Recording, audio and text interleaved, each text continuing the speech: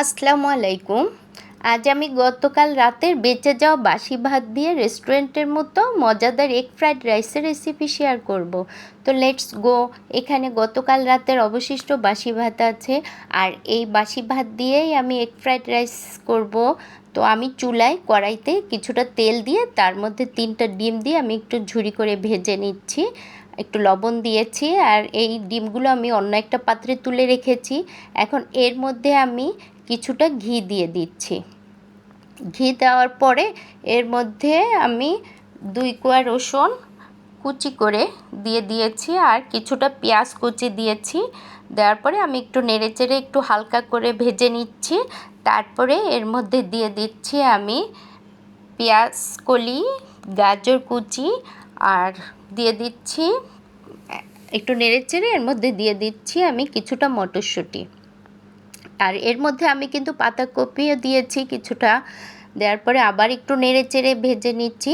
খুব বেশি ভাজবো না, একটু নরম হয়ে আসলে এর মধ্যে আমি দিয়ে দিব সেই বাসি ভাত।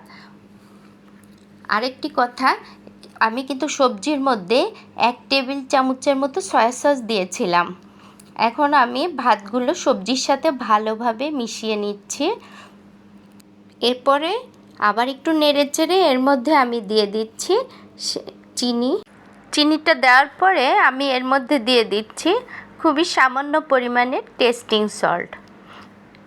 সল্ট দেওয়ার পরে আমি খুব ভালোভাবে একটু ভেজে নিব। আর যত বেশি এটা ভাজা হবে আর রেস্টুরেন্টের মতো ততই টেস্ট হবে এই রাইসটা। এরপরে দিয়ে দিলাম সেই ভেজে রাখা ডিম দেওয়ার পরে আবার আমি একটু ভেজে নিব। ভাজার পরে এখনও আমার চুলার আঁচটা হাই হিটেই আছে। তো এখন আমি এর মধ্যে দিয়ে দিব 1 প্যাকেট ম্যাগি মশলা সম্পূর্ণটাই আমি দিয়ে দিচ্ছি। তো তৈরি হয়ে গেল আমার এগ ফ্রাইড রাইস। আর এইভাবে যখন তখন ভাত খেতে ইচ্ছা না করলে বেঁচে থাকা বাসি ভাত দিয়েই এগ ফ্রাইড রাইস তৈরি করা যায়।